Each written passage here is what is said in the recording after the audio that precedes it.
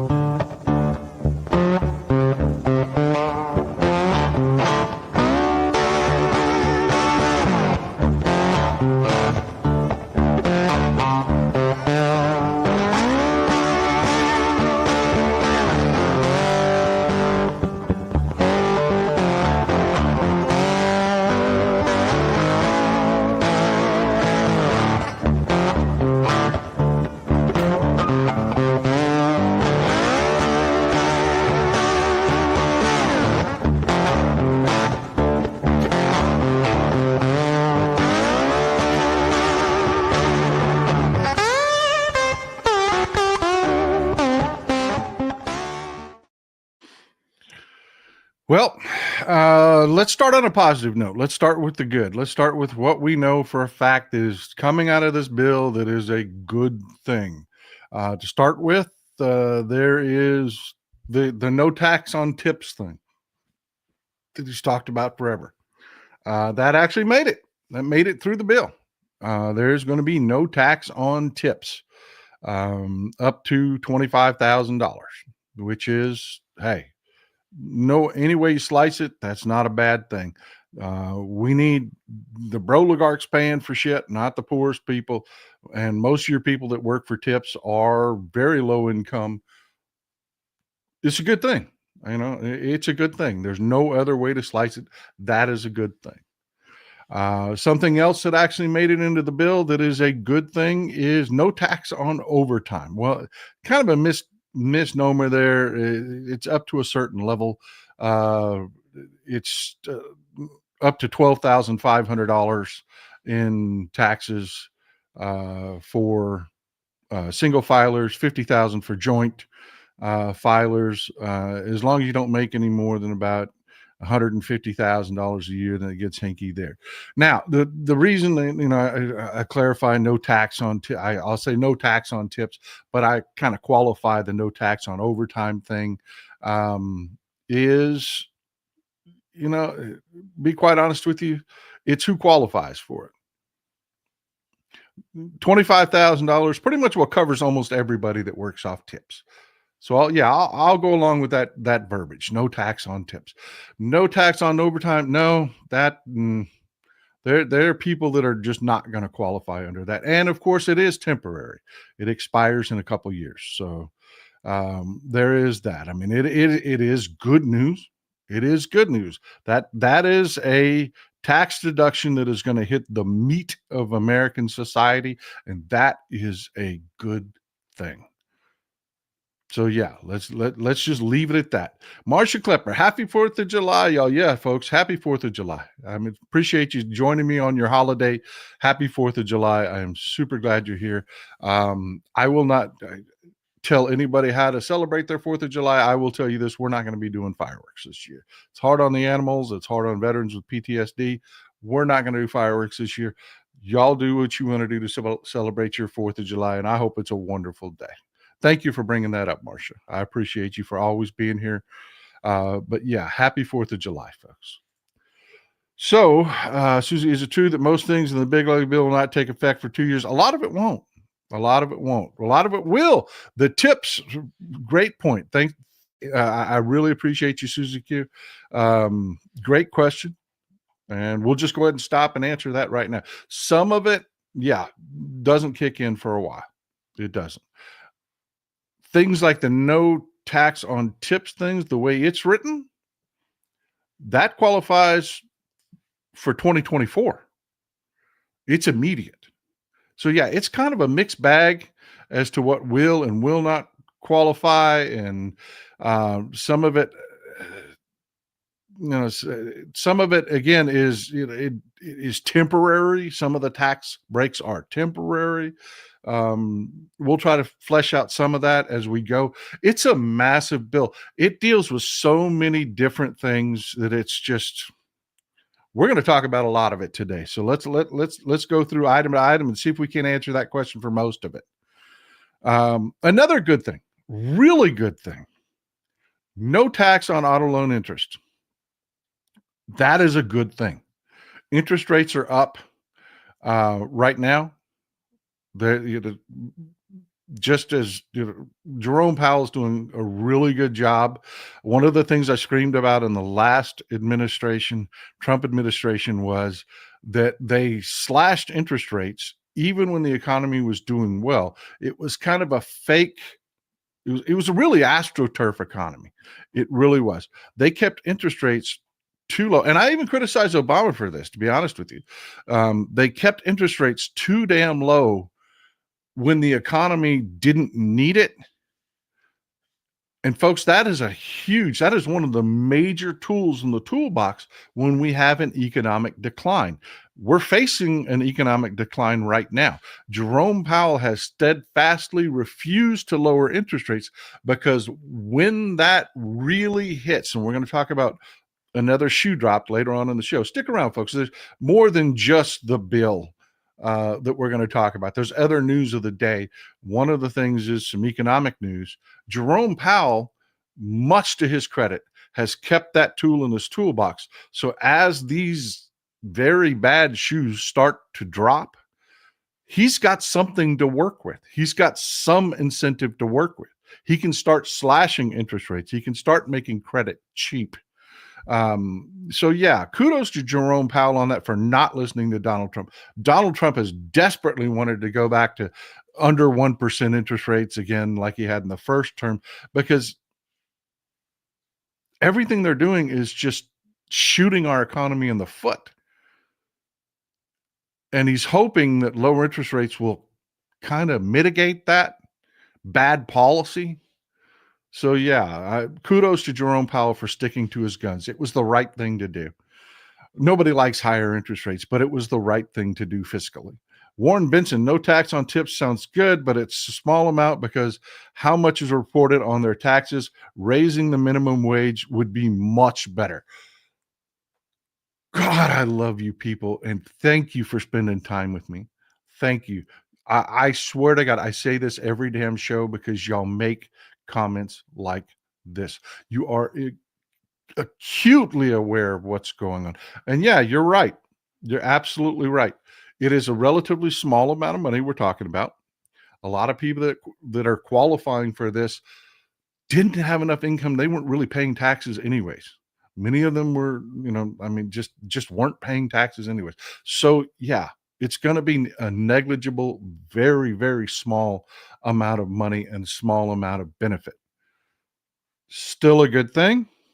And yeah, there are much better ways, had Democrats been in charge, that we would be helping those folks out. But if I sit here and I say it's not a good thing and I don't do it, I lose my credibility. I do. So let's be honest about it, Warren. You're absolutely right. The impact is not huge.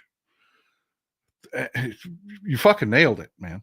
The impact is not huge. Uh, and there are much better things that we could be doing here. God, I love spending time with you people. I really do. Happy Independence Day, George Allen. Thank you for being here to support the show. I really appreciate it. Josh Jameson asks, hey, Paul, I'm forced to spend the 4th of July with my MAGA friends, but making the best of it. Sometimes you just have to smile, nod, and smile and nod and laugh at their ridiculousness to stay positive. Love you, Paul. I'm sorry. I am sorry you have to do that. I avoid MAGA like crazy. Even my own MAGA members of my family, I really don't go hang out with them because I just don't have that. God bless you for having that left in you, my friend. God bless you for having that left in you.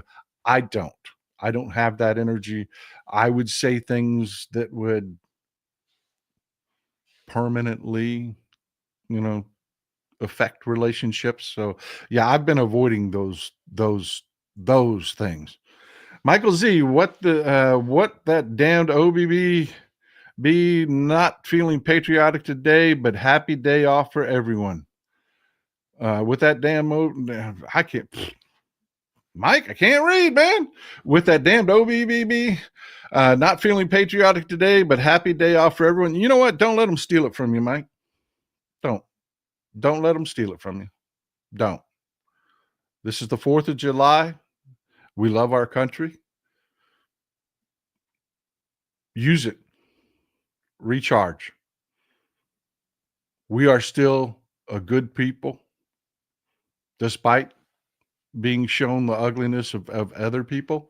This is your holiday, my friend. Don't you dare let them steal it from you. Let them steal it from you. Deborah Emery, happy 4th of July. We have a lot of work to do. Staying home today. Thank you for what you do. Thank you for being here. Thank you for being here. All right, one more, and then we got to get back to it. Skeet Sayre, good morning. You need to let people see the Mark Thompson show where there are more than Rockland with those I'm not going to go down that road. I'm not. This bill ends that discussion, and just hang out. This bill ends that discussion. Brenda Salem, there are no toilets or showers at Alligator Alcatraz. I don't know about that. I do know it's flooding already. Cape Marylight, those tax breaks that expire in 2 years to get people to vote Republican to get those tax breaks back. Yeah, they absolutely do it every time. They do it every time. Vincent Day, happy 4th. Thank you, Texas Paul and the moderators. Thank you, Vincent, for being here. But yeah, one of the other things that are good. Now we talked about no interest on auto loans. That is a good thing. That is a really, really good thing. If you're really doing well, over $100,000 individually, $200,000 in the household, it gets deducted a little bit, it gets lowered a little bit, but it's up to $10,000 for most Americans. If you go out and you buy a car that's assembled here, that doesn't mean it's an American auto brand, but it means it's assembled here. I'll give you an example like Volkswagen makes a lot of their cars in Tennessee. There's Toyota plants here in Texas. If the car is if it's assembled here, you can get up to $10,000 deduction on interest, which is a good thing. Now, is it going to affect most people? No, it's not. It's not. But it is a good thing. It really is. I mean, some of us are going to get some additional tax relief if you itemize, if you do things like deduct your interest. This is going to affect you. It's a good thing.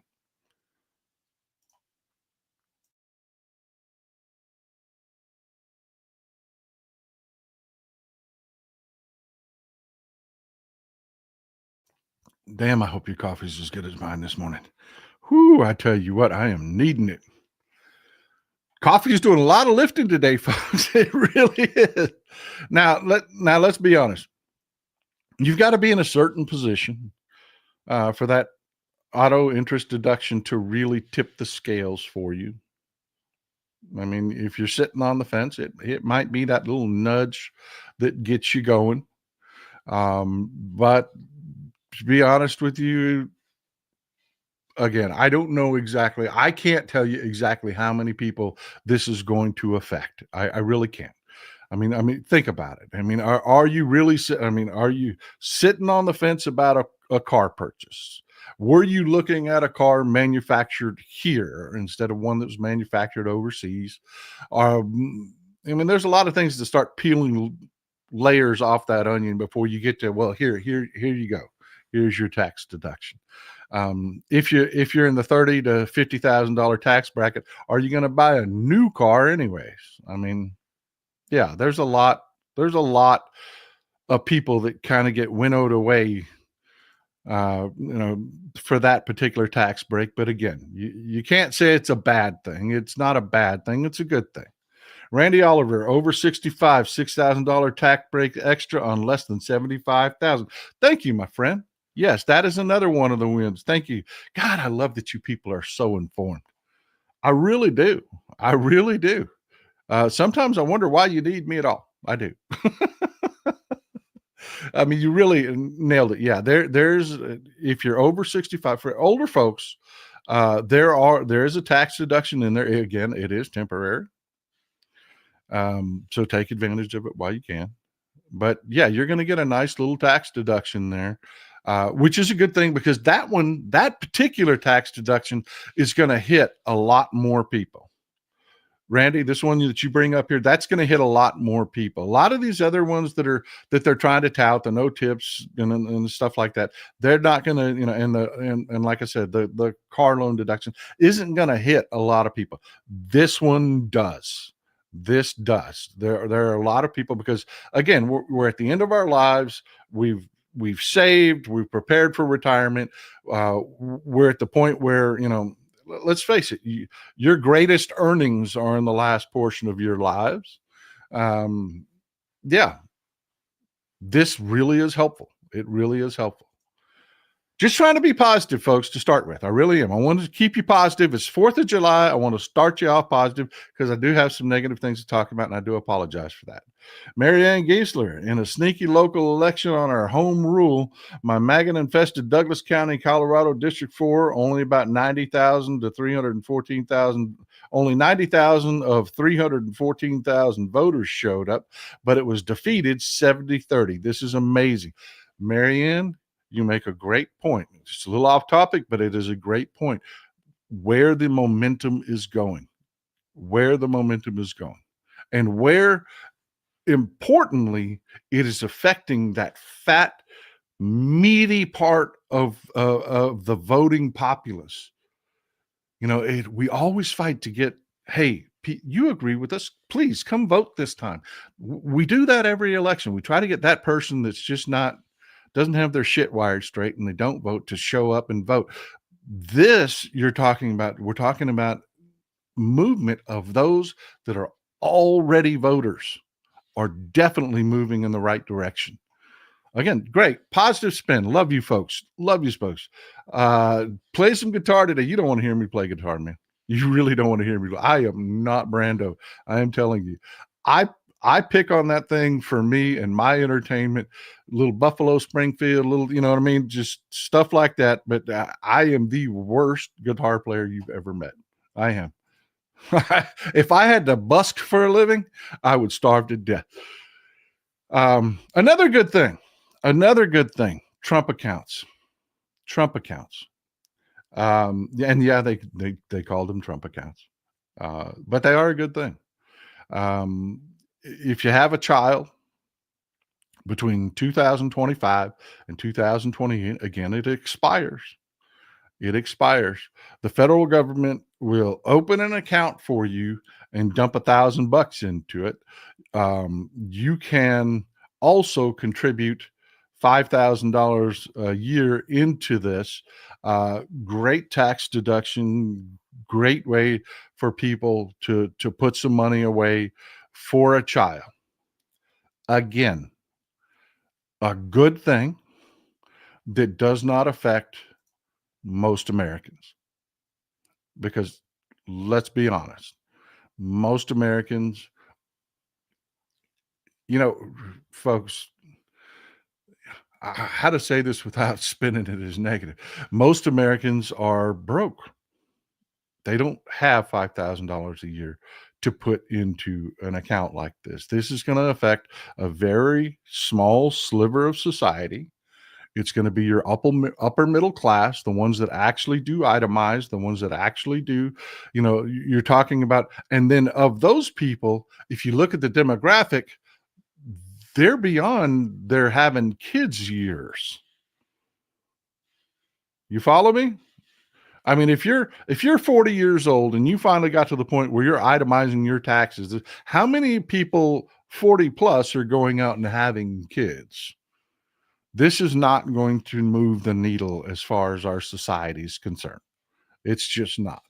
But again, if you happen to be a person that is affluent enough that you are A, paying taxes, and B, you are having a kid at that point in your life, yeah, you get some tax relief there. So yeah, I mean, it's not a bad thing. It's not a bad thing. It's a good thing. It's another avenue for people to save, and so yeah, we'll just call it a good thing.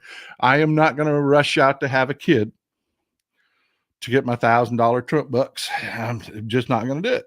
I'm sorry, but they're too damn expensive, and I don't want to raise kids anymore. Don't. I want to spoil them, rotten, and send them home with their parents. That's what I want to do. That's where I'm at. So yeah, this doesn't apply to me. But hey, again, you have to call things out that are potentially a good thing, right?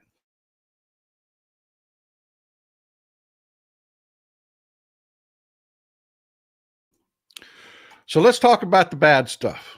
And I was going to do this. I had a different order, but I'm going to pull this to the front because I don't want to just deflect a comment like that, a question. There's, the question about voting and was it stolen and was it this or that. It's persistent. There are people that just must hold on to this for some reason. I don't know why, but they do. They have to hold on to this. They have to talk about it. And to be quite honest with you, there are some bots out there working on this because it works as voter suppression. But there is a nasty in this bill about voting, and it allows the federal government to force states to demand that people registering to vote prove citizenship. Now, why is that a bad thing? It's just more paperwork. It's designed to peel off voters. It's designed to just make it more of a hassle. We've talked about that before, how in here in my red district, I can vote. No problem. I can walk in, I vote, no delays, no nothing. But you go to Democratic areas and because we have not won these local races, because we haven't won these Secretary of State races here in Texas, because people have been apathetic, these Republicans intentionally pull resources out of Democratic districts to make it harder to vote. That's what they do.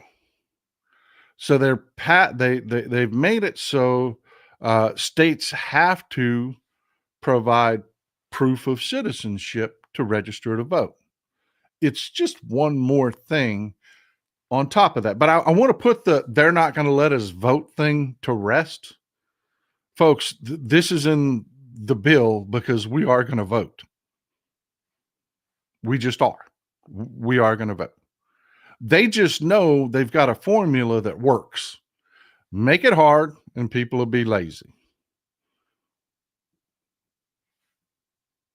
I mean, it's not hard. It's really not hard. Now, it is a bit more nefarious than that. I will tell you, you remember this guy, this smug looking jerk off, Jefferson Griffith in North Carolina. You remember they tied up Allison Riggs' Supreme Court seat for, over half a year in lawsuit after lawsuit after lawsuit. What that was about was the states, and this is what Republicans will do. I want you to be mindful of this because we've got to vote in this next election and momentum is going our way. They're going to do everything they can to blunt that momentum. Okay. This is one of the ways they're going to do it. Even though they lost in North Carolina, it set up a framework for them to operate under. What these Republicans are going to do. Now, you're not going to see them pass these laws today or tomorrow or the next couple months. What they're going to try to do is they're going to pass these changes right before the election.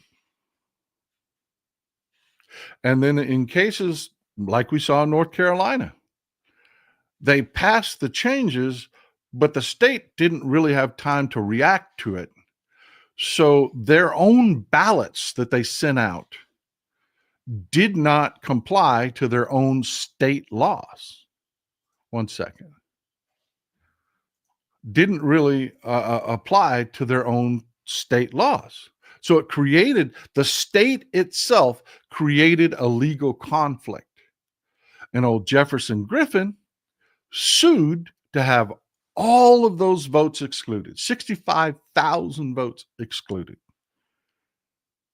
And it did. It tied that seat up for 6 months, and we won. We won. But that was round 1 of this tactic. Now, here, folks, this is why I need to stress to you why it's so important that we jump through those hoops and we vote. Because we have to make those numbers. Now, if it had been 6,500 ballots, the Republicans in the North Carolina courts would have probably been much more amenable to seeing it old Jefferson Griffin's way. But the fact that it was 65,000, they just couldn't do it. They just couldn't. That's why it's so critical for you to vote. Are they going to pull shit like that? Yes, they are. Are they going to cheat? Oh, yeah. They're going to make it as hard as possible for you to vote. They are. They're going to try to do every single thing they can, including you voted for years. Doesn't matter. You got to keep up with your registration. You've got to keep on top of that registration, because with this new, you've got to prove your citizenship law. Those challenges that they do every election, where they just willy-nilly challenge people's registration. Well, it's just a little bit harder to fix now, isn't it? Because when you go in to prove, oh, no, I'm registered. And if you miss it, they give you a provisional ballot that doesn't get counted unless the race is within a point or two. They're going to do all of these things. They are. And they codified it in this bill to do it. So yes, please, anybody that's on that, they're going to suspend elections. They're not going to let us vote in the midterms. And please, for the sake of God and all that's holy. And you know, if I'm saying that, please don't listen to these people. Please, on social media, correct these people's bullshit. Folks, they don't gerrymander. They don't pass these laws. They don't make it hard to vote if they don't intend for us to vote. They really, really, really must have that cover of democracy. Our job here is to vote in such overwhelming numbers that if they want to try to cheat, they end up in the same situation that Jefferson Griffin did. It's way too damn many people. You can't, I promise you, if it had been 650 people or just 6,500 people that they tried to disenfranchise, the Republicans in North Carolina would have absolutely gone along with it. They would have absolutely gone along with it. But the fact that it was 65,000 people, that was the difference. That is why we actually prevailed in that case.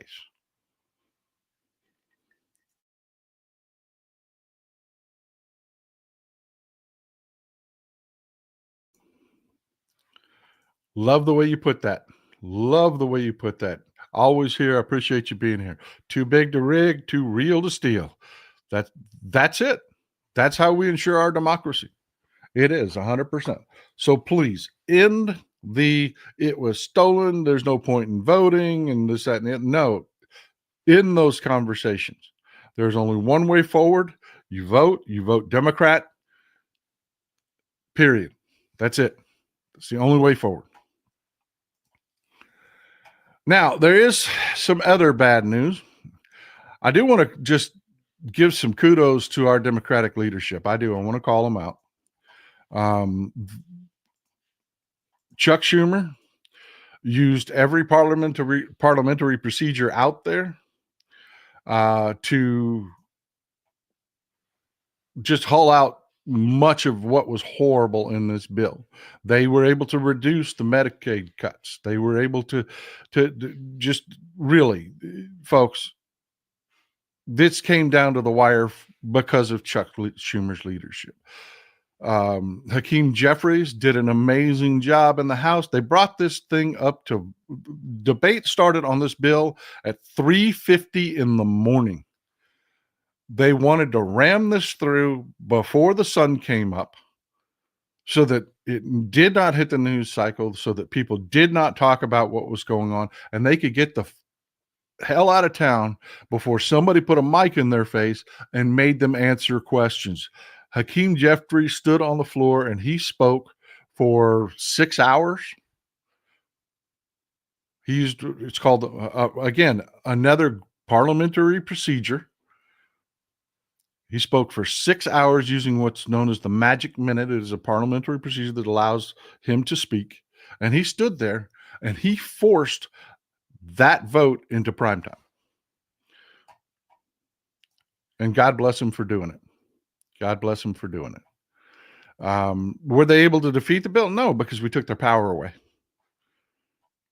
We took their power. You know what? I don't know. I don't know what the final. Some are saying 7 or 8 hours he spoke. Some said 8.5 hours. I don't know the exact time, to be quite honest with you. I believe you, though. I do. I believe you. He did an amazing job, and that's exactly what we have them there to do. And because they did, this bill is not as bad as it could be. Did they defeat everything that was horrible in it? No, they didn't. Some of the terrible things that got through, there are still Medicaid cuts in it. And they're also going to make this is just the most asinine. A lot of what's in this bill is it's stuff that it doesn't apply in reality. It's just a statement about something that doesn't really exist. It doesn't really affect a lot of people, but it does end up having an effect. And it's a very bad effect. And I will tell you, this one is one of the worst. It really is. It's the work requirement on people in Medicaid. The work requirement itself does nothing. It does nothing. Because demographically, anybody that is on Medicaid, that is of working age, that's able to work, is already trying to work. They're not just sitting there. This is that figment of Republican fever dream imagination about this magic person that's just living the life of largesse on government handouts, and they never work and they're never going to work. And that's not the case. That person just doesn't exist. So this really doesn't affect anybody.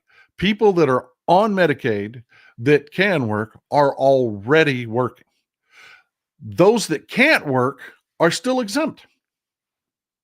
People on disability, people that for reasons that don't allow them to work, are already exempt in this bill. So that portion of the bill actually does nothing that they claim it will do. It fixes nothing. It deals with non-existent people. But this is what it does do. Now, when you make that work requirement, how do you keep track of it? Because it's not just a statement. What they're doing is they are forcing people to prove their status.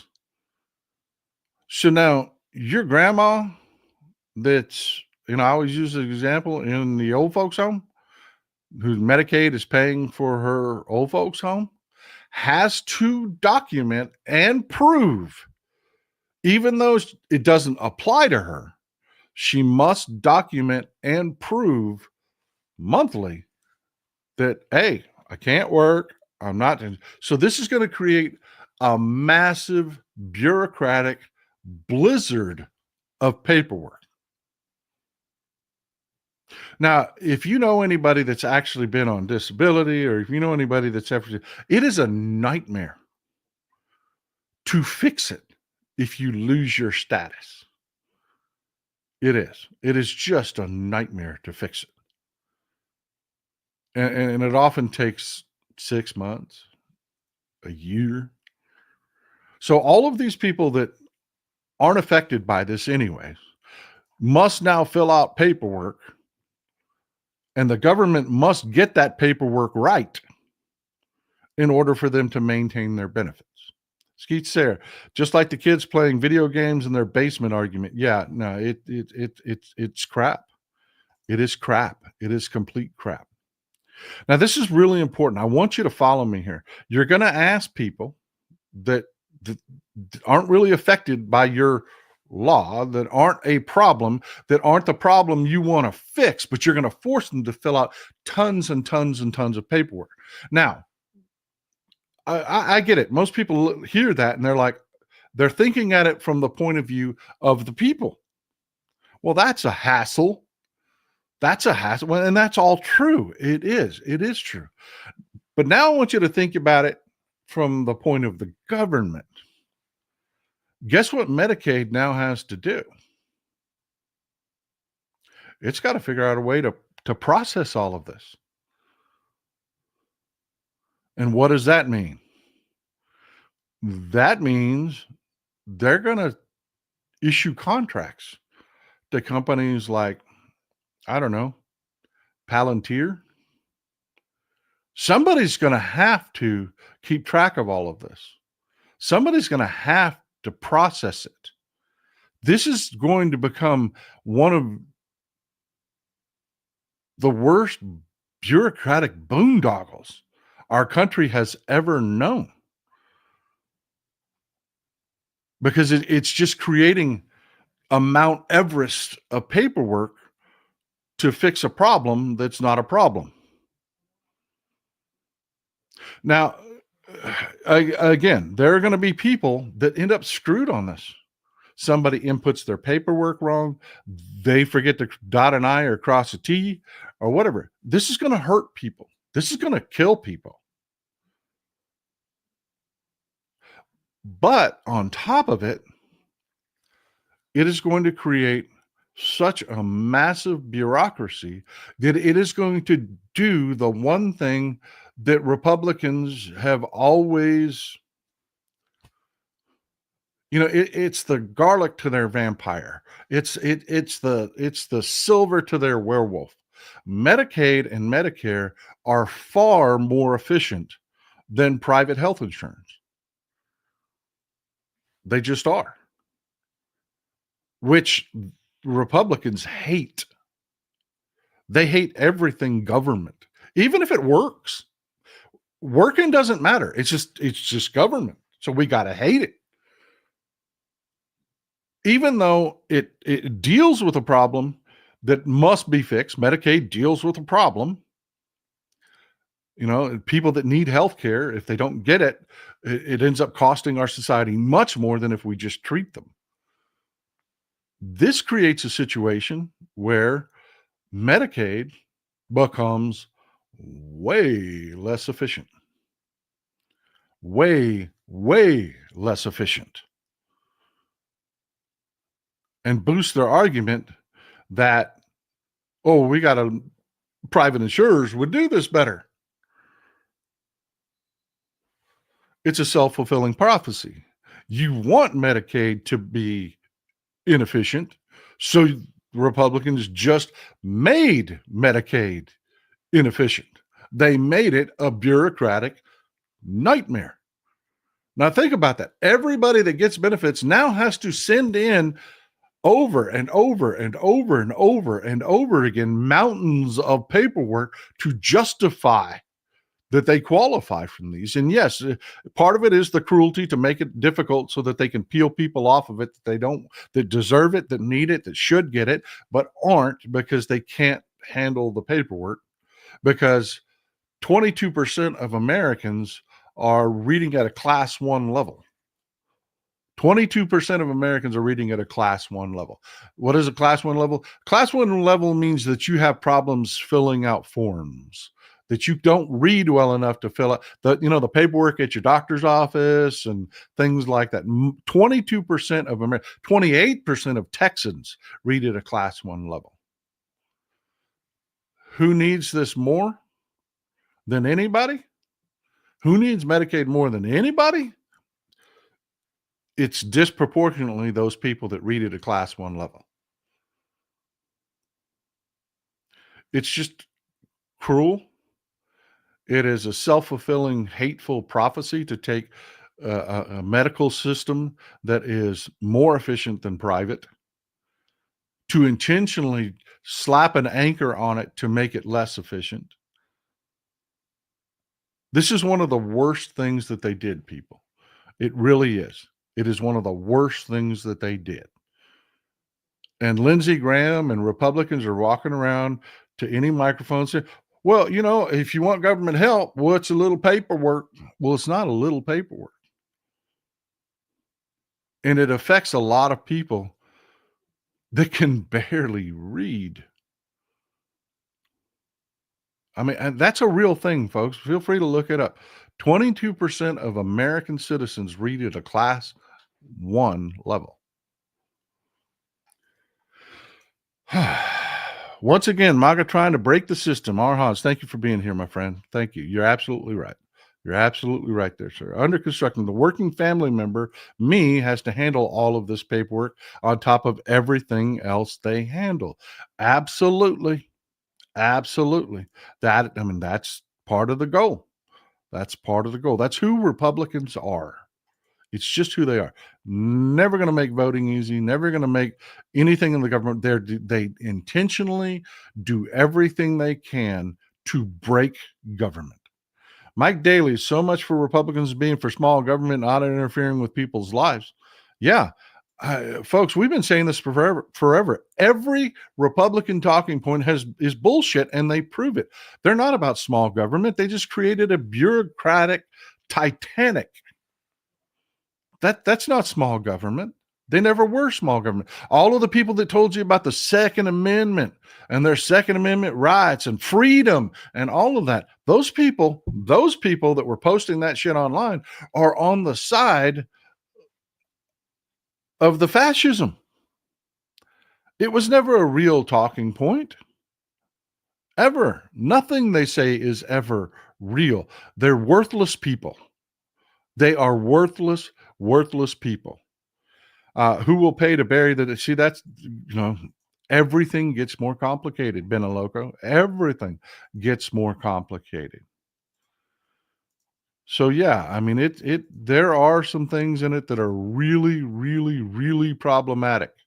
Let me pull up.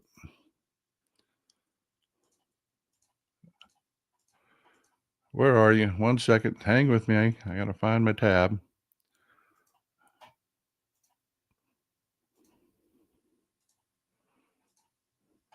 One second.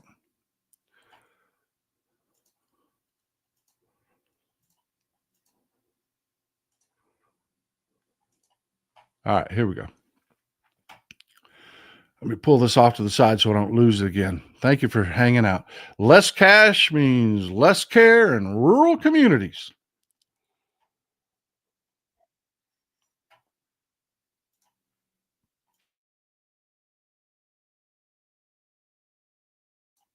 The cuts that they put in, the additional paperwork. If you're a rural hospital, you operate at a very slim profit margin. What just happened to you? If you are especially a rural old folks home, you operate at a very, very slim profit margin. These work requirements, which is not the problem. Again, it's not the work requirements. People that, they're already working. But the paperwork requirements, again, the people that qualify for Medicare that these hospitals so desperately rely on aren't going to be able to do the paperwork. They just aren't. So who is? The hospitals will have to incur additional costs to help these people fill out their paperwork. The old folks' homes will have to hire people to fill out this paperwork for them. That is what's going to have to happen. That is going to make it even less profitable. And we're going to lose hospitals. Now, when you winnow away the people off the system, that means even less money for these rural hospitals, and they go bankrupt. They go bankrupt. Their level of profit in these rural hospitals and rural old folks homes is that slim that the folks that they're going to end up delaying payment for, changing their status where they're going to lose all of their funding until they can fix their status, those delays, all of that will bankrupt rural hospitals and rural old folks homes. That is really going to happen. Anthony Saints, thank you for being here with such big support. Hello, Texas Paul, and happy 4th of July. Happy 4th of July to you too, sir. Happy 4th of July to you too, sir. But that is a big one. That is a big one. Rural hospitals, rural old folks homes. You can see, I'm not just saying, oh, it's going to bankrupt this. No, you can see how that will work, right? 22% of Americans and in red states, especially down here like Texas, is 28%, don't read at a level where they can fill these forms out. They don't. And they don't have money to pay for services to have it done for them. They can't hire lawyers. They can't anything. So who has to do it from now on? Who is on the human end, not the government end, of that bureaucratic nightmare? It's these rural hospitals. It's the facilities. They're going to have to incur these costs to do this for their patients. So yeah, this isn't just like an out there statement. Oh, you're going to bankrupt hospitals. You're going to know that you can see exactly how this happens. The practical, machinations of exactly how they bankrupt these hospitals. Not only do they cut the Medicaid funding, so they're losing revenues, but they're also making it more expensive.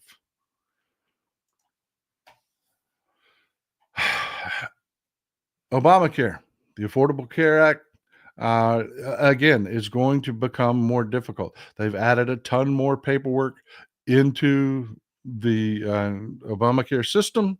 They're making it more difficult to enroll. Any changes? This is a huge one. This is really ugly. If you have a kid, if your status changes, if anything changes, your re-enrollment, whatever, this bill cuts off all your subsidies. So you go essentially as though you went to the private market to buy your policy, which is prohibitively expensive. While the government processes your paperwork, your changes to add a child, to anything, you lose your subsidies. That can take 9 weeks. And if they get it wrong, twice that. I mean, you're talking 3 months, 2, 3, 6 months that people that are on using the Affordable Care Act, they're gone. Their subsidies are gone while the government processes this. They cannot afford those losses. They will lose their health insurance. So again, they're using paperwork to bury people, to absolutely bury people, to take away their health insurance. And they did it intentionally. And I just want to clarify one more time how that works. Say you're a family, you're buying your insurance from the Affordable Care Act. You're hardworking people, you can't afford to buy private insurance. So you go to the exchanges, you get your policy. You have a kid. You do the right thing. You do the right thing. You fill out the paperwork and you send it in. Says, my status has changed. I need to add a child. They cut off your subsidy immediately. So that foments people to actually commit fraud, to not notify. And then if you don't notify about the changes, you lose your coverage. It is just intentional bureaucratic cruelty. These people that come, constantly talk about small government, let's reform regulation to make it easier to do business. And all that talk was shit. It was bullshit when it came to you, because they're intentionally making it all as difficult and as expensive as possible for you, so that Johnny Got Rocks can get his tax cuts. It's really that simple. One of the other things that this bill does, if you're on Medicare or you're on Medicaid, one second.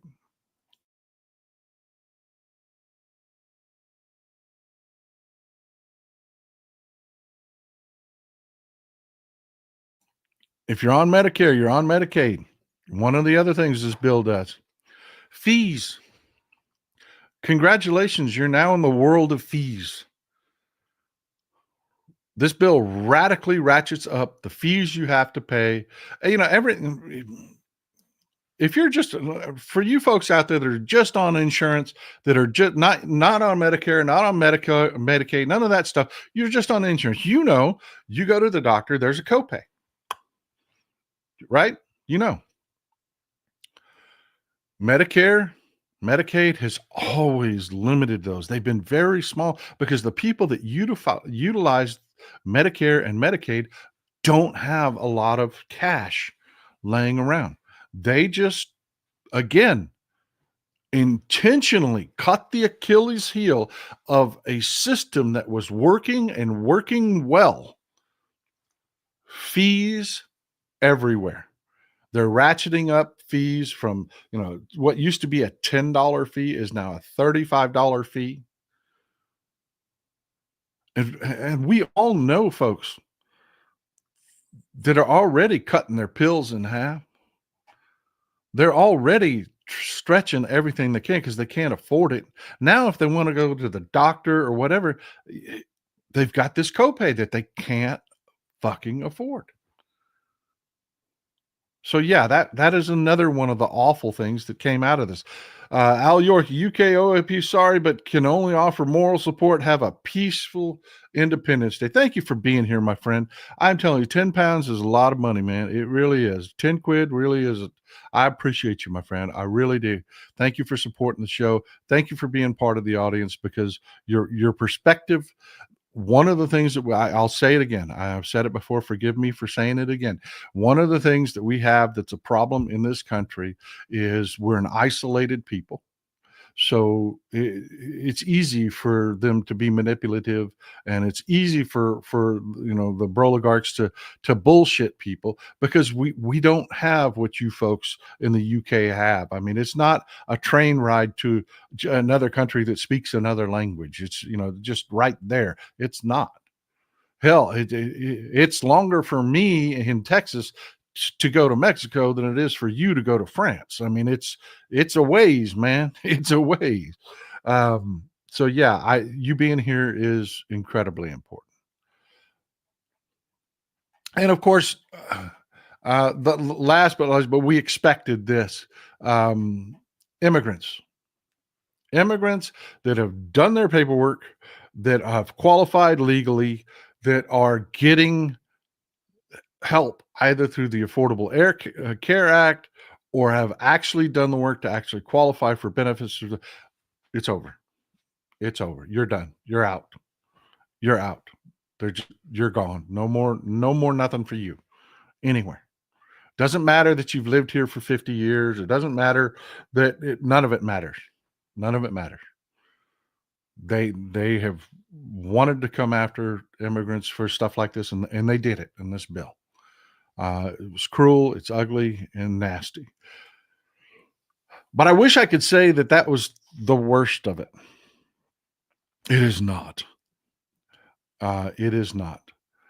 They in this bill pumped $100 billion into ICE.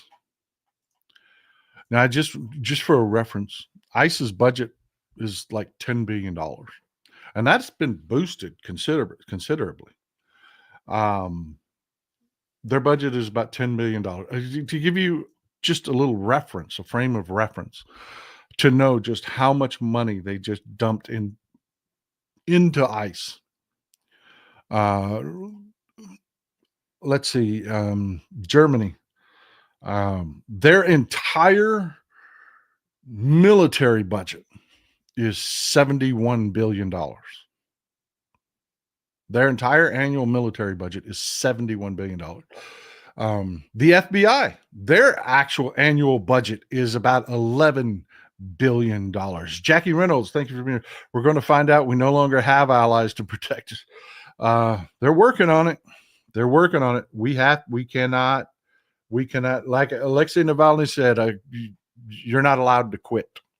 We've got to do this. We've got to keep this momentum going, and we have to decimate them. And I don't mean just win. I mean decimate them in the midterms so that we have people in power that can fight the worst of this, that can change the worst of this, so that we can do what we always do as Democrats and roll up our sleeves and get to work and fix these nightmares. But I just want to give you just a frame of reference as to what they just did. They just created the Gestapo, people. They did. People were talking about it. Yeah, a lot of John about, oh, the ICE is the new Gestapo, and it was a cool thing to say, but they weren't really. They weren't really. They were just another domestic law enforcement agency that was being abused. That's what they were. This funding makes them the Gestapo. 100% makes them the Gestapo. Just a mind-blowing frame of reference. I said Germany's, I think I said 71, but that's wrong. Actually, it's $89 billion. The Germany's, just to give you a frame of reference, their entire military budget is $89 billion. France, $61 billion. The UK, $75 billion. That's their entire military budget. And they do things like this. They have fleets of ships. They have fleets of nuclear. This is a British nuclear submarine. They have multiple classes. They maintain fleets of nuclear submarines, and they do it for 3/4 of what we just pumped into ICE. France, not only do they have a massive air force, not only do they have a massive navy, these countries, not only do they have nuclear submarines on this budget that is less than what we just pumped into ICE, they maintain nuclear arsenals. They have missiles, nuclear missiles. They have nuclear bombs. They do all of this on a budget that is far less than what we just pumped into ICE. And folks, we are in the concentration camp business. We are big time in the concentration camp business. Amy Poe says the Republican wet dream has finally come true. May they all sleep on very sticky sheets and get voted out. I agree with you, Amy. 100%. 100%. I agree with you. Anita Ellis, I turned 65 in January and now have Medicare Part A, B, and D. I pay more now than I ever did as a single employer provided insurance $185 plus income penalty, so $272 a month, plus Part N 77, plus 257 annual Part B deductible. I'm telling you, it's just got much worse. It just got much worse.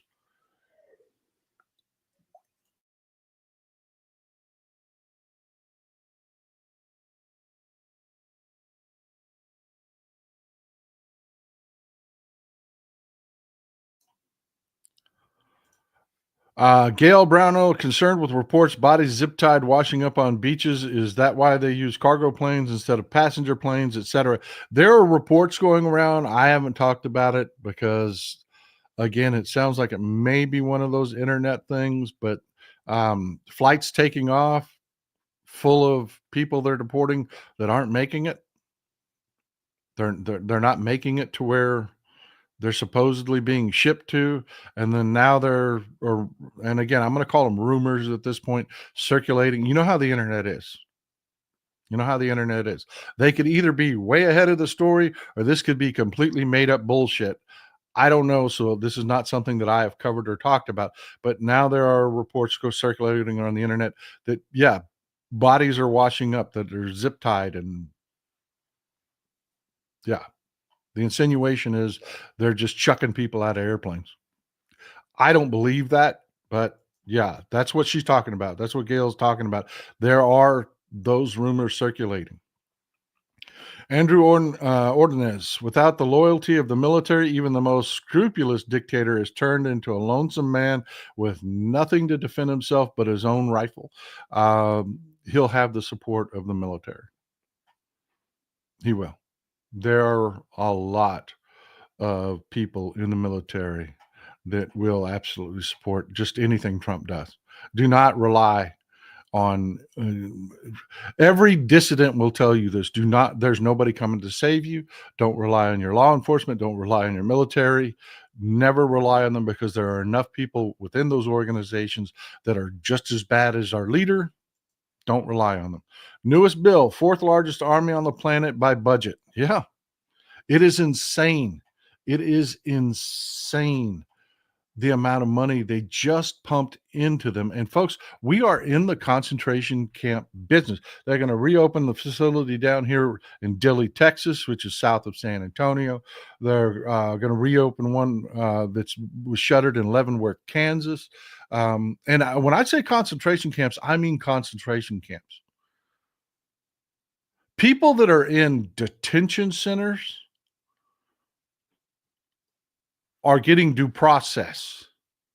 That's not what these are. These people are not getting due process. These are not criminals. These are concentration camps, and it gets worse. Brian Hochin, sorry. Thank you for the huge support, Brian. I'm super grateful. Sorry I'm late. I'll play catch up later and see the orange turd kick me off my benefits and killed hospitals and people in need. Yes, very angry. I understand. Thank you for the huge support. And yeah, you should be angry. We should all be angry about this. Travel on Trish, thanks for the support. I appreciate you. There's one more thing. I didn't pull it up, but I'm going to pull it up real quick. The Federal Bureau of Prisons.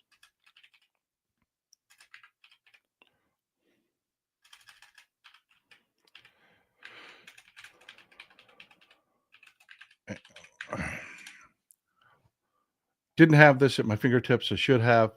Federal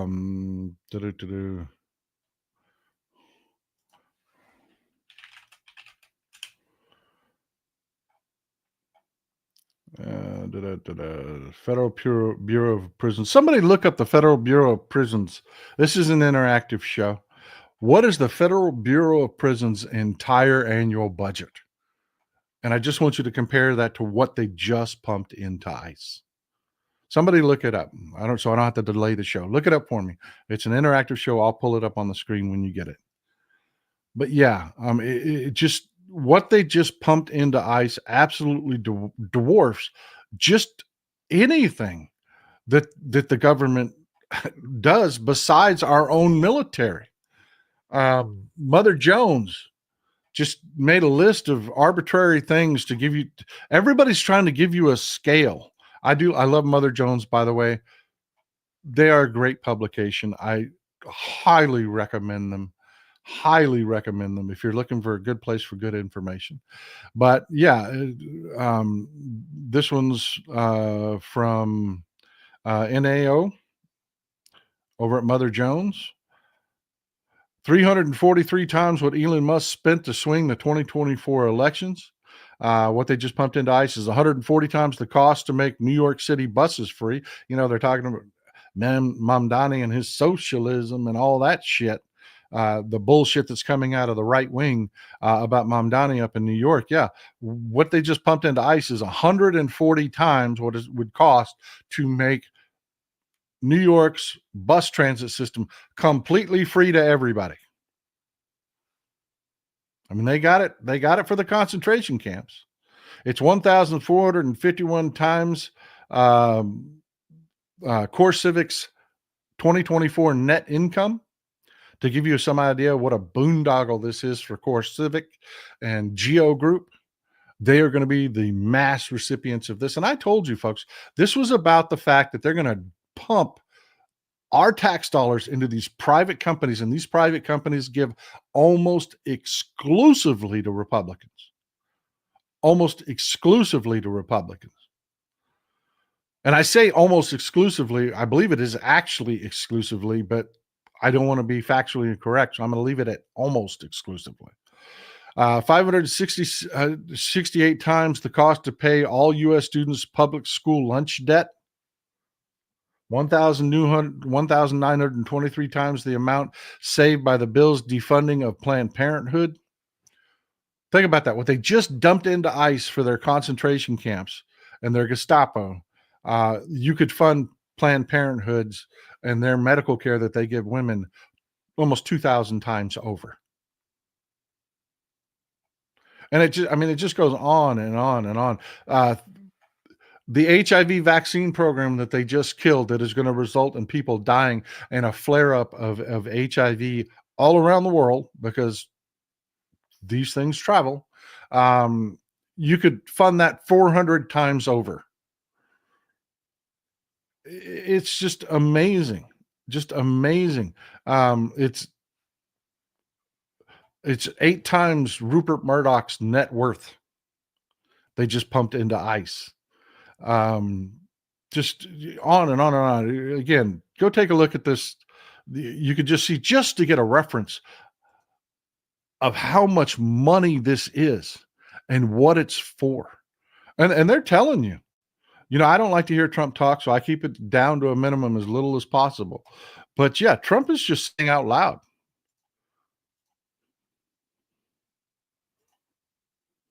So we have a lot of cases where ICE will go into a farm, and these are guys working there for 10, 15 years, no problem.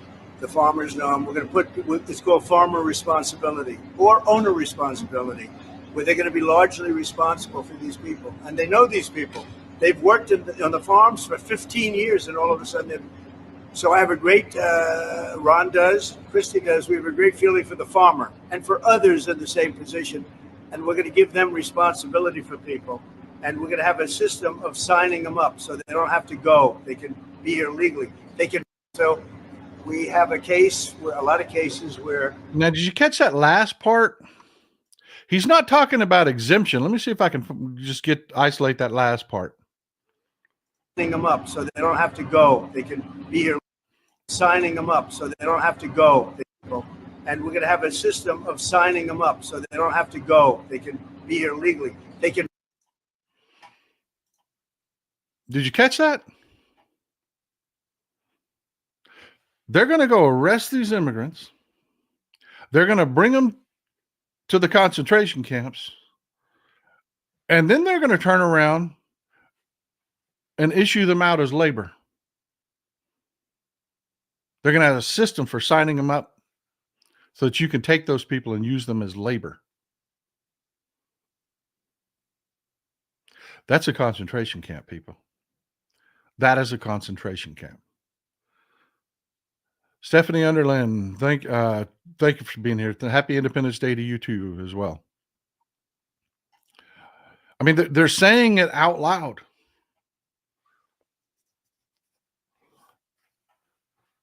Yeah, I mean, they're saying it out loud. You know what? I'm gonna read for you Niemöller's poem real quick. It's a very, very short poem, just so you can understand where we're at and what we're doing. Stick with me. I know, no, we're not going to turn into a poetry reading class. 1 second.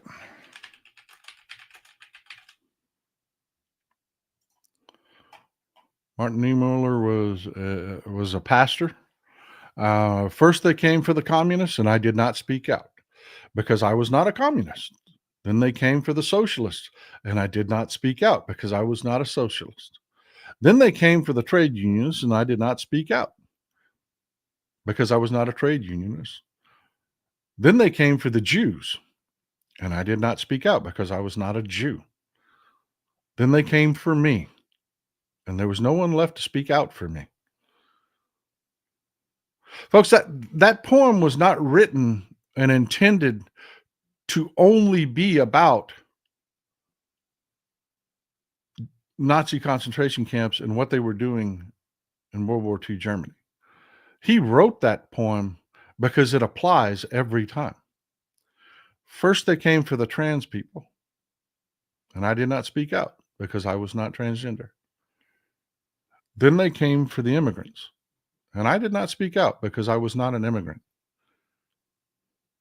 Folks, it's not a long fucking poem. Do you get the point?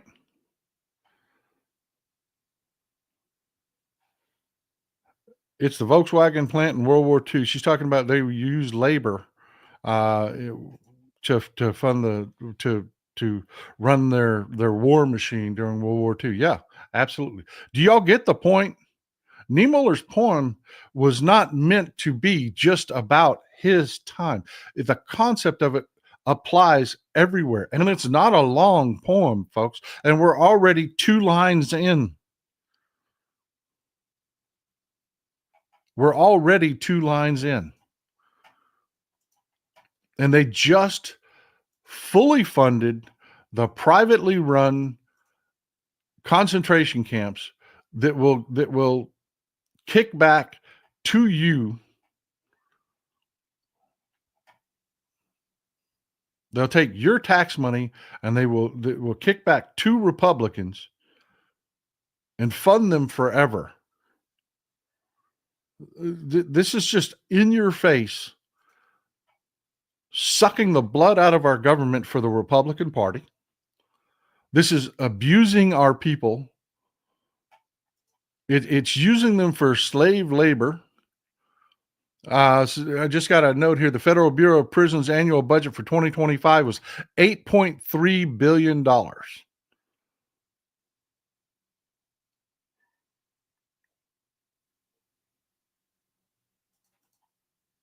Compare that. We just pumped over $100 billion into ICE.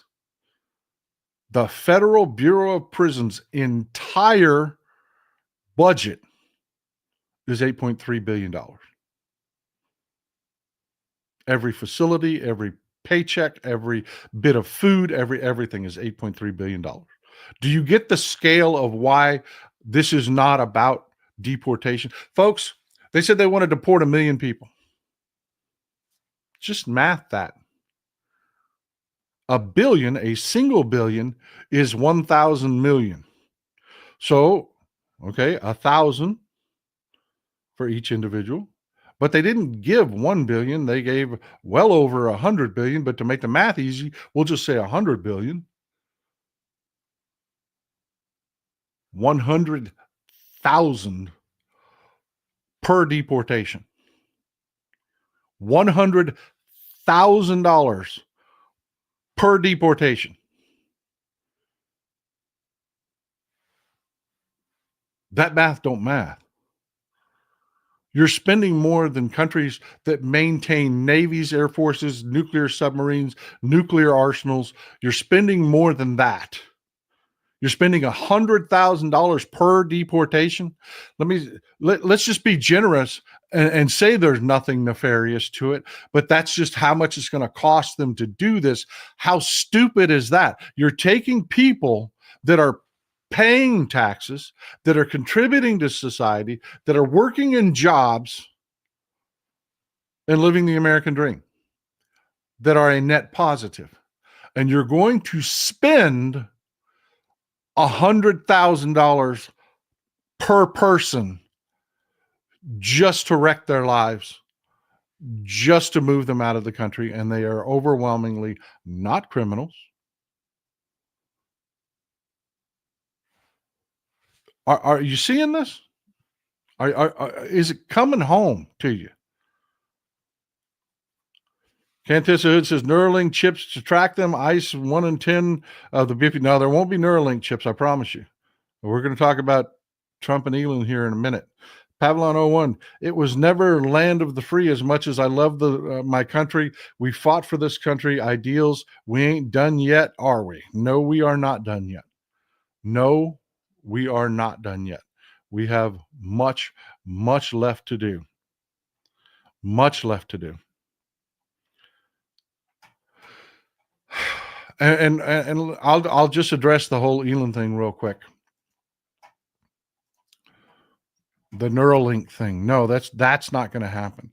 Folks, if you want a little bit of Schadenfreude for how awful this is, let me play you this. The rest. We got a lot of hostages back, but we're going to talk about that. I don't know. I think we'll have to take a look. We might have to put Doge on Elon. You know what Doge is? Doge is the monster that might have to go back and eat Elon. Wouldn't that be terrible? He gets a lot of subsidies, Peter. But Elon's very upset that the EV mandate is going to be terminated. And you know what? When you look at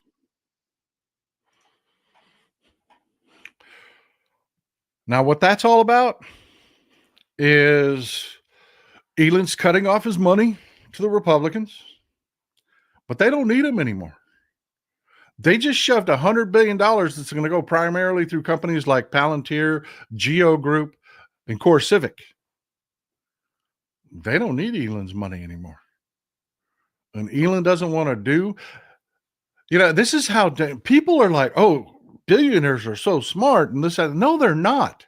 They're not particularly smart people. It's usually circumstance. That's it that creates these people. It's like winning a lottery ticket. It's not that they're brilliant people. Elon Musk could not see going into this what your average person was screaming, which is, dude, they hate what you do. They hate you. You're a fucking immigrant. And you make EVs. They're going to screw you so hard. But yet he went all in, with his Nazi salute and all this other crap because he's a moron. These are not brilliant people. They don't have a lot of spatial awareness, folks. They don't. Billionaires are very insulated. They've got gatekeepers around them. I could not get a single word to Elon Musk if I wanted to, because he is in an insulated bubble surrounded by people that will not allow anyone in. They're not brilliant people, folks. Jeff Bezos has no idea personally what a freaking asshole he looks like, because no one around him will ever tell him. They will never let him know. Kate Marylight didn't see the coverage about that money on the corporate news and what we could do with 100 billion, not million, billion with a B for folks living below the poverty line. Oh my God, yes. That's the thing. The corporate media, they're really trying to just, well, this is why it's a good thing, because they fucking did this. Silly Bee-Boo. Look like we need to watch or rewatch 13th, a documentary on Netflix about the 13th Amendment. We have a lot of work to do, people. We have a lot of work to do. We really do. But, Pouch Human says, how much of the $100 billion goes to GOP campaign war chest? I would bet that it's going to be upwards of $1 billion to $2 billion. They're whores. They're cheap whores. They're not going to get the lion's share of that. That's what's so freaking horrible about this, man, is I would rather pass a bill that said every single Republican in the House, we're going to give you $100 million, go away, fuck off, and never come back. It would be cheaper, and we would be a better country for it. Because they're such cheap whores. They're going to do awful, horrible things, and they're not even going to get the lion's share of this money. They're just not. It's just going to be, donations here and there. I mean, it's a lot of money when you talk about elections and the scale of elections and what you and I have to come up with to help Democrats fight back. It's a lot of money. It's on a whole nother planetary scale than what you and I can raise. But if you look at the big picture, they're cheap fucking whores. They really are. We would be better off literally just having an out in the open bill passed that said, we're going to give each one of you fuckers $100 million to go away and never come back.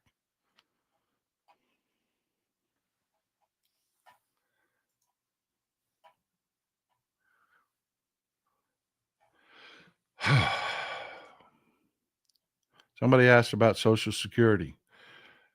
And again, somebody tell me why the corporate media is okay with doing this. I don't understand why they're okay with doing this. But right now, Republicans are walking around telling people that in this bill, there are no taxes on Social Security anymore. That is a lie. That is not in this bill. That's just a flagrant, blatant lie. And you have a couple, it's only 2 or 3 right now, walking around telling people on Fox News and CNN that in this bill, there's no more taxes on Social Security. That's a lie. That's not in this bill.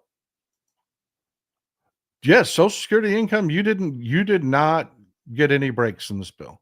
Christopher Daly, we have turned a corner and down a very dark alley. Domestic policing now far outstrips DOD. And folks, again, this isn't a practical thing, but it is something that they are doing. It's a bad thing. They're flirting with the Posse Comitatus Act again. Let me find the tab for you. I know I got it here somewhere. I hope I didn't delete it by accident. No, I didn't. There it is.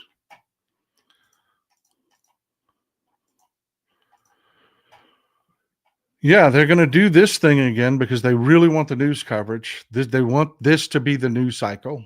They don't want to talk about this horrible bill. They want it to go away. They want this news cycle to die as fast as possible. So yeah, they did this. They're deploying 200 Marines to Florida to support ICE, which this headline is a lie. They deployed 200 Marines to Florida to stand there with their dicks in their hand. Because the Posse Comitatus Act doesn't allow them to even speak with a member of ICE. They cannot in any way coordinate with ICE at all. But folks, they want this news cycle to change. They don't want to talk about all of this. This is one of the reasons, and I'll stop and just say this, talk about the political aspect of it.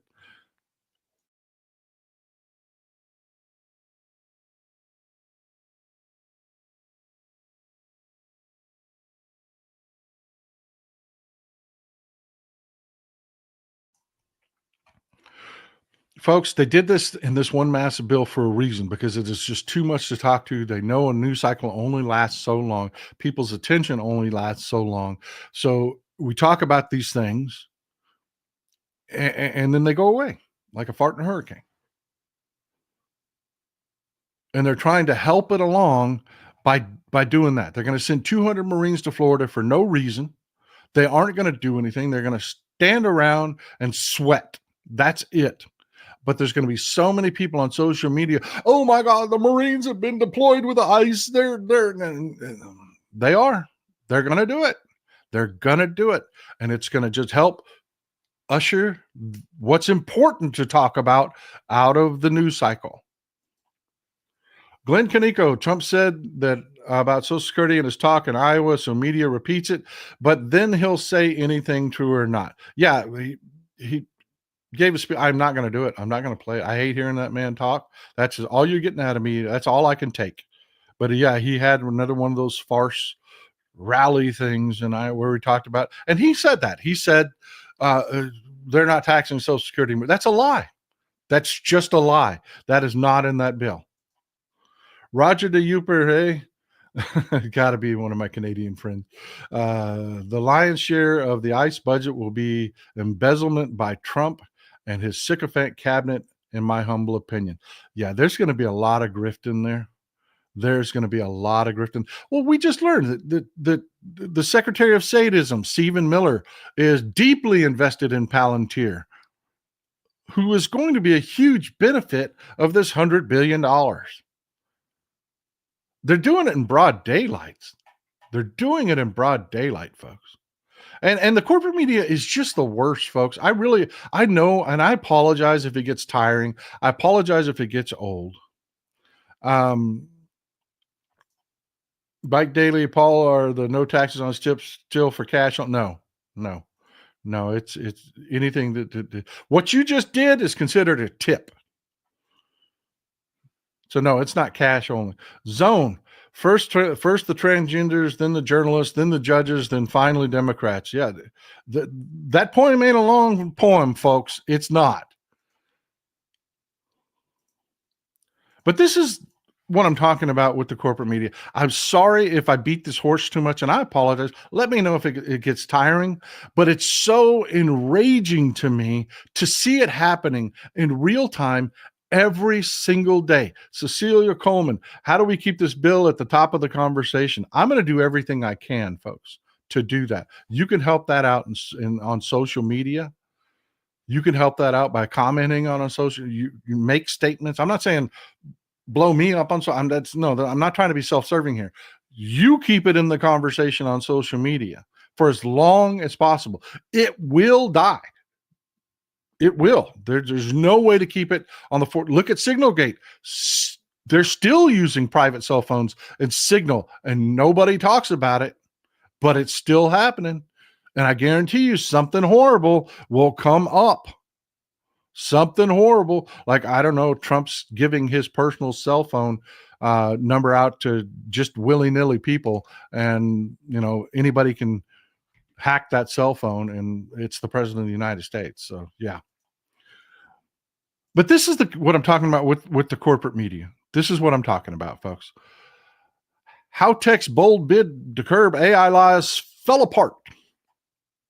Then they give credit to Marsha Blackburn. The Republican Marsha Blackburn. Oh, did you know that Marsha Blackburn killed the AI provision in this? Did you know that? No, you didn't know that because it's not fucking true. It isn't. You know who, and by the way, if you don't know what's going on, there was a provision in this ugly ass bill to put a moratorium and say even states cannot regulate AI in any way. Insane. All the ways they're using AI, and government is always behind several steps. Always. There will be a awful problem before government gets involved. But they wanted to say 10 years, you can't touch AI. And that was just insane. Insane. But did you know that Marsha Blackburn stopped that? Bullshit.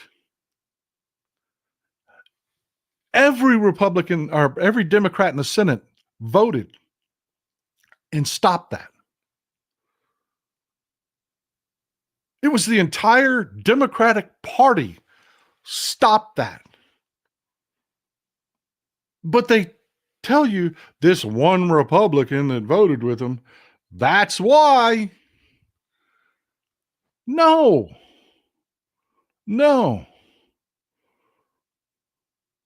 It's like having It's like what went on with the bin Laden raid.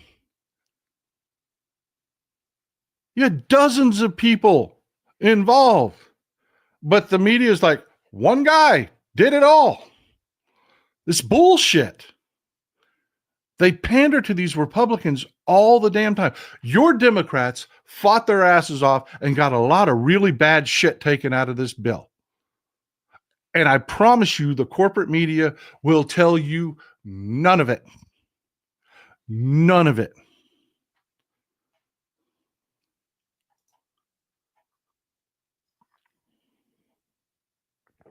And I'm telling you, it's just all over social media, all over the news, all over the internet.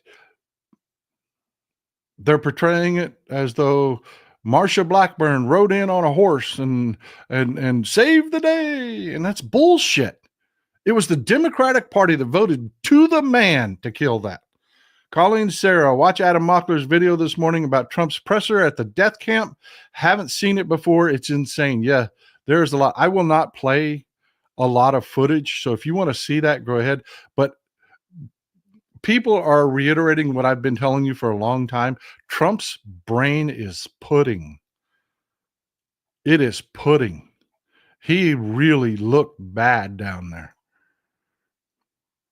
But there is more going on in the world beyond what we've been talking about. And I know we've gone long, but it's important to talk about these things.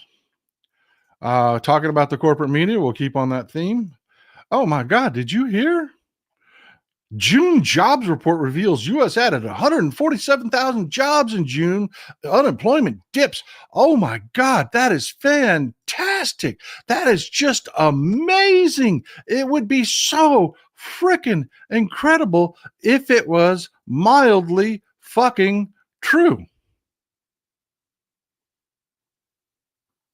Which it is not. Which it is not. See, the financial rags are going with the real numbers. We lost 33,000 jobs in June. You know that trend I've been telling you about our slowing economy and the red flags that are keep happening? This is the first time since like the 1970s or something like that this has happened. I don't remember. Somebody have to fact check me on that one. How long it's been since this has actually happened? We went negative on jobs in June. We went negative on jobs in June. And that's from the people that make a living investing and they pay to give them information. Again, taking you back to ADP. 70. I thought it was like 73, early 70s. 73 sounds about right. 1970s. This is insane. 1970s. But you know what? Instead of the corporate media telling you, holy shit, this just happened. You remember me telling you about the shipping where we had a couple months ago, we had a day in China where no ships sailed for America. And everybody was like, oh, that doesn't happen ever. Remember? Well, that happened again like 2 days ago.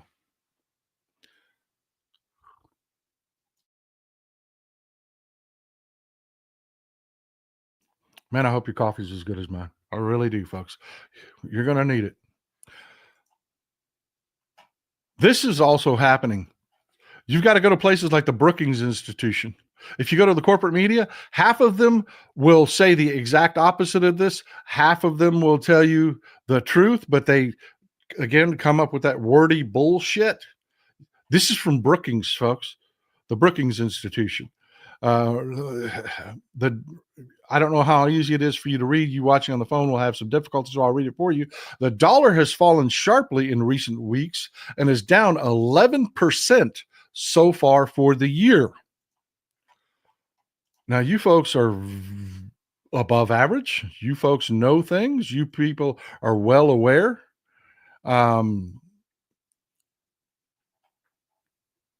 You folks know what it means when the dollar devalues by 11%. in just a few months. Folks, everybody was upset about tariffs, so we're adding an additional 10%. 11% of dollar devaluation? Yeah, they can't taco that. They can't chicken out on that. They can't repeal that. That's just, we're fucked. That means, yeah, your Volkswagen is assembled in Tennessee, but it's made with parts that come from Mexico and Canada and Germany and everywhere that we have to take our American dollar and go over there and purchase that part to have it shipped to the United States. Well, it just got 11% more expensive. Is that a clear? This is an interactive show, folks. Is it clear what that means? An 11% devaluation in our currency means everything, damn near everything. If it is not whole cloth, 100% made here, I'm talking about the ore is dug out of the ground here. The ore is processed here. It goes to a plant here, a foundry here, where that metal is processed and sent to the manufacturing company that is also here, designed here, and then completely 100% fabricated and assembled here, is the only way that 11% doesn't apply to a product. And that exists on no product whatsoever. There is no product made here in the United States where the ore came out of the ground here, it was processed here, the metal that is used to make it was, do you understand what I'm saying? Every single product that applies to, and it's getting worse, folks. But the corporate media is going to talk to you about stupid shit. They're going to tell you, why is this bad for Democrats? Helen P., thank you for being here. Thanks for supporting the show.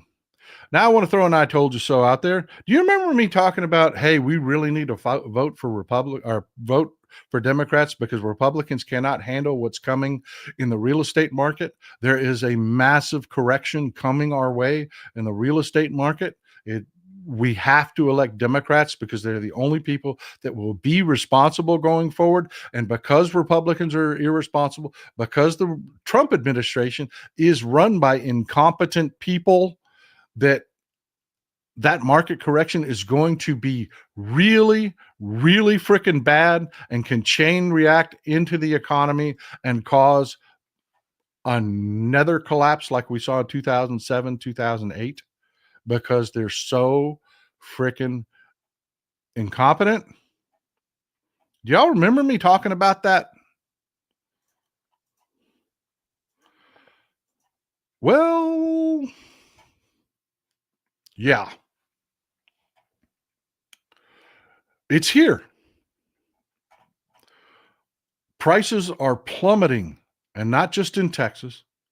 It's in the major markets that were red hot. So Florida, Texas, cities like Austin have seen 2 straight years of falling rents. Now, I told you that this was, even under Democrats, that this market had bubbled too much, that there was going to be a major correction, and you're going to want Democrats to be here for it. You are. Because we're not able to control. The government doesn't control the markets. It doesn't. And they fucked up. The housing market fucked up. Well, it's time to pay the piper. And it's collapsing. And it's happening now. And Trump's the president.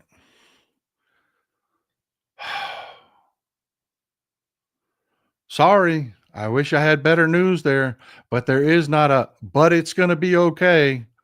There just isn't. Watch your investments. Watch what is happening, because the headlines we're getting and the stories we're getting are identical to what was the lead up to the 2007, 2008 crash. When that crash was starting and people were seeing it happen, the headlines were, there's going to be a correction, but it's going to be fine. That's what they said. That's what they said. There's going to be a correction, but it'll be fine.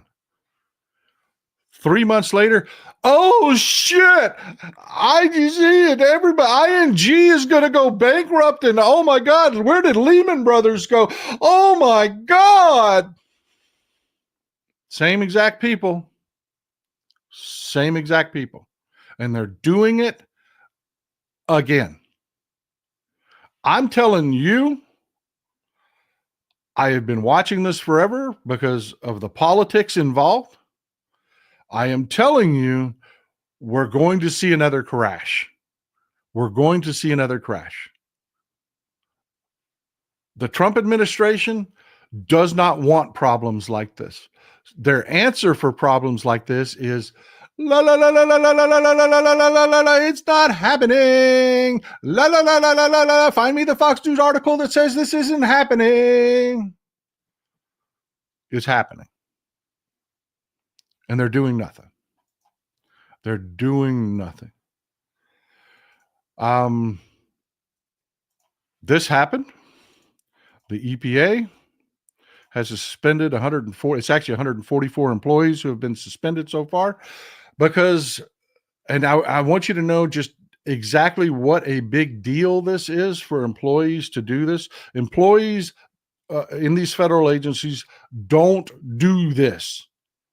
It is so rare that you can actually find the individual examples, like once a decade, they'll do something like this. But it was almost 300 current and former employees of the EPA, many of whom that are current employees gave their names and their titles when they signed on to this letter. Again, unheard of. About 100 of them did it anonymously, signed onto this letter anonymously, and several former employees that they cannot suspend also signed onto it, giving their names and titles. But they said, please pay attention. Please pay attention. They are not doing their job at the EPA. The letter said they are literally not doing what our mandate is.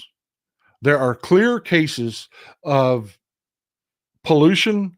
There are clear cases that of enforcement that we need to be engaging in, where people are going to get sick and they're going to die. This isn't hyperbole. We do this for a living, and they are not doing their job. Please pay attention here. And then they sign their names and titles. That is unfucking heard of, people. Listen to them. Listen to them. This is something we're going to watch very closely here and talk about multiple times in the future going forward, because I understand exactly how rare this is. You don't get 150 current FBI agents that sign on to a letter and say, yeah, the FBI is fucking up here. And it's the head of the FBI's fault. They called out Lee Zeldin by name, the head of the EPA. They called him out by name. They are getting retaliated against. Again, these current employees that didn't sign anonymously have all been suspended.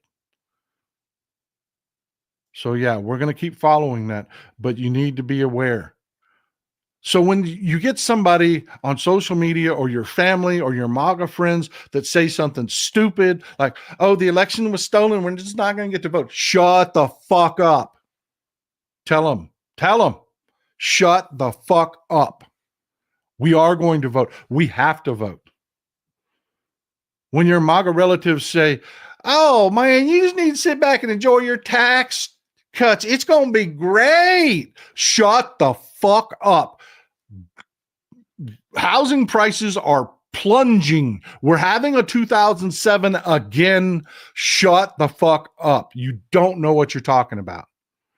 You cannot be nice about it. You have to tell these people.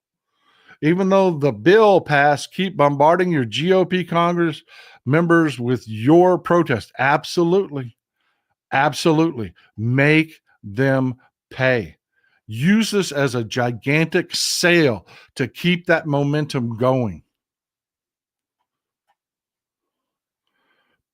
Thank you for Spatial Dragon. I am telling you, this is what's so critical about the fact that you are above average people in this audience, because when I say something like federal employees don't do this, you get folks that will tell you, yes, I know they don't do this. I can tell you real time. They don't. This is fucking huge that they did this, folks.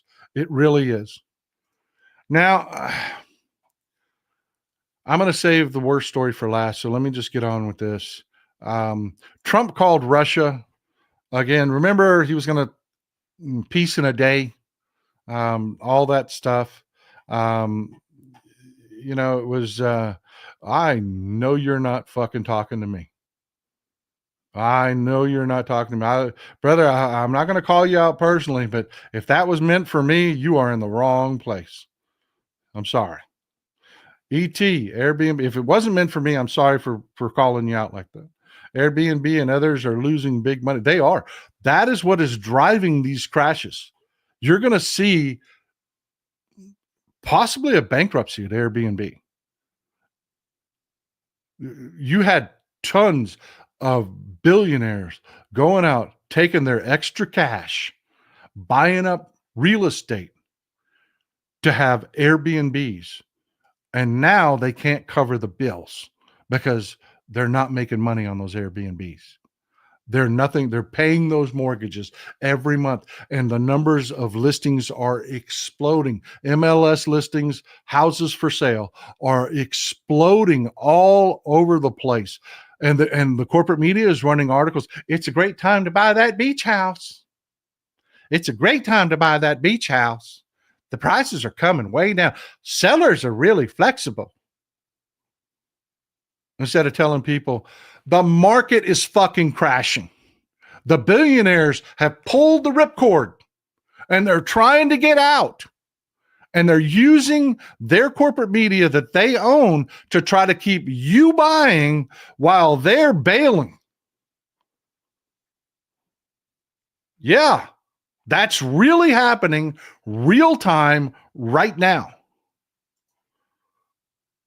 But, Trump called Russia, so it's all fixed, right? I mean, peace, right? Nobel Peace Prize? Oh, wait, no. No, Trump called Putin, and at least Trump admitted, it was a bad call. I don't expect anything good to come out of this. At least he was honest about it and didn't say best call ever. It was the best call ever. Putin, he realized how powerful I am, and he decided that he was going to no longer attack Ukraine. Now, Trump came out and said, yeah, fuck it.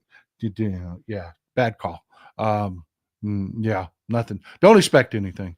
And Putin said, yeah, let me tell you what I think about your phone call. Let me tell you what I think about your demand for peace. Largest single drone attack on civilians yet so far in the war happened yesterday to coincide with our Independence Day.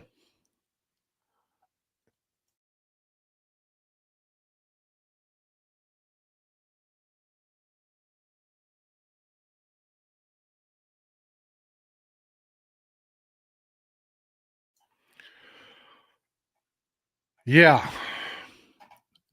Can you believe that everything I told you,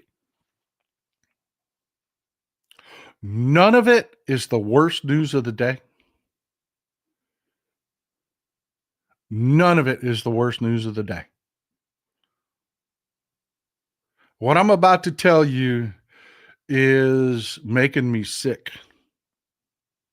It's literally making me physically ill.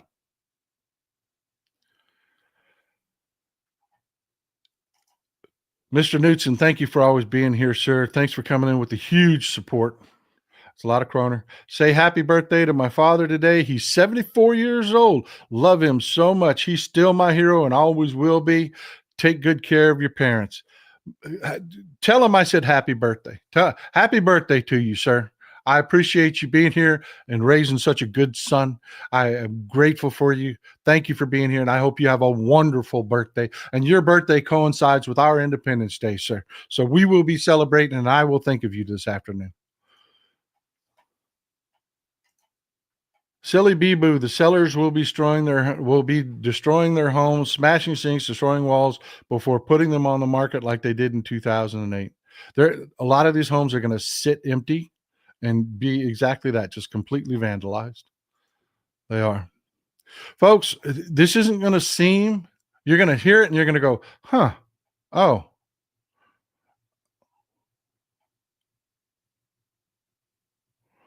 I just got a notification from my streaming service. If we should lose our streaming, please let me know. They're saying that they're having an instability on their platform. So I hope we don't lose it, but let me try to rush and finish it up. This just happened. You're going to see it and you're going to go, huh, why is that? It is huge.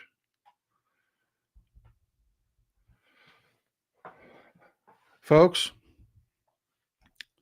we've lost 60 to 80% of our bee population in the last year. 60 to 80%. Our crops will not grow without them. There is nothing in nature to replace them.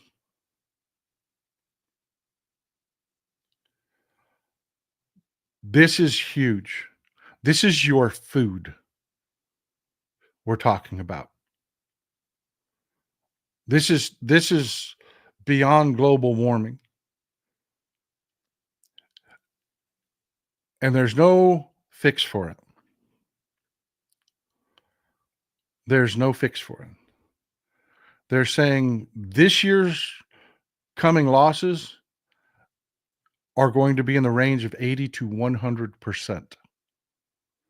They're going to have to go into crisis mode to isolate and protect bee colonies just to have host colonies to breed out of.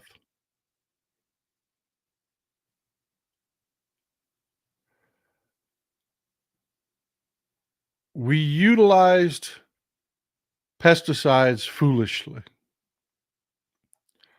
especially in large farming operations. These farmers didn't do it on purpose. They didn't. And even the chemical companies, they didn't do it on purpose. Their goal was not to cause havoc. It wasn't. All of them, no, it's not Roundup. Roundup is not a pesticide. And Roundup isn't even as bad as everybody pretends it is. There's this particular type of pesticide that it gets into the soil. It gets into plants, especially woody plants like trees. When those trees blossom, this pesticide it becomes, the nectar becomes toxic. The bees drink it, and they either get disoriented and can't make it back to the hive and starve to death, or they just outright die right there. We have leached so much of this pesticide into our environment that we have literally created biological factories that are murdering bees. Skeet Sayre, don't worry about nature. That is God's responsibility. Mankind's foolishness is not part of that. Yeah. No, I wish I could say that was true. That is. Folks, put out flowers. If you want to know what you can do, put out flowers. As many as you can. Just put out flowers. Non-toxic flowers. God, I love you people so much. I didn't even mention it because I didn't want to have to do a whole show about the science. We're so late in. We're almost 2 hours in, but here comes David Page. Nicotinoids. It's nicotinoids. It's a type of pesticide. It is long lasting. It gets in the soil. It gets into all plants. It kills the bees. It kills the bees. On top of that, there is a mite that attacks bees and kills bees. You know what a mite is, right? That has become immune to pesticides. So they can't kill the mites anymore. That's what they were doing to try to save the bee populations from the mites, which is additional pressure. Um, there's a species of mite that it's just ahead of us. It's ahead of us. Eventually, they will catch up and they'll find something to kill these mites. But in the meantime, our bee populations are decimated. That means our food production is going to plummet. It just is. So let me recount. In the coming years, no, it is not glyphosate. God damn, people, it is not glyphosate. I promise you, it is not glyphosate. It has nothing to do with glyphosate. Everything about glyphosate is overblown. It drives me crazy. It's nicotinoids, if you want to know. Look, folks, we're headed towards a budgetary crisis. In 8 to 10 years, our federal budget becomes untenable. It just will not function anymore. The math stops mathing. You've got Republicans that are putting that on a rocket. They're giving Johnny Got Rocks their last hurrah. Massive tax cuts, they're blowing that out of the water. Then on top of it, they're doing the exact opposite of what we need. We're an aging population. In 10 years, that's going to be far worse. That's going to be far, far worse than 10 years. That is on a scale that is climbing like this. We are an aging population. They're doing everything wrong there. We're going to face an economic crisis. The housing market's going to crash. We have a lot of things on top of this. We're talking about an 80 to 100% decimation of our bee populations this year, this coming year. From this day forward, we're going to lose 80 to 100% of our bee population. They are trying. They're desperately trying. They're isolating queens. They're trying to rebuild. But folks, we fucked up. And it's going to take a Congress that is going to be able to say, oh man, we fucked up. We got to fix this immediately. And that's not Republicans. That's not Republicans. So yeah, we've got a lot of work to do and we don't have time. We just don't have time to play these games. Definitely don't have time for division. I don't care if you don't like Chuck Schumer. I don't care if you don't like Hakeem Jeffries. I don't care. I'm not here to play those games right now. I am all for fight things out in the primaries, this, that, and the other. I'm being very mum about that.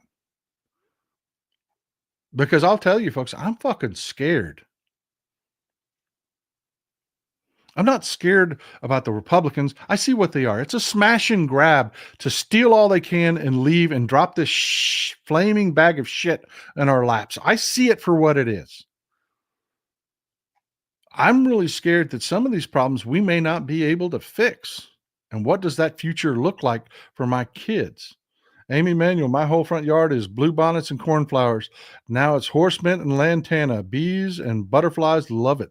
Keep at it, folks. Keep at it. And I don't mean if you're near a farming operation, you need to be careful that the flowers you're planting aren't already toxic to bees. We need to do everything we can to help them out, folks. We do. We just do everything we can to help them out. Well, folks, that's what I've got for you today. I love you. Let's get to work. Let's get it done. Enjoy some Texas cities at night.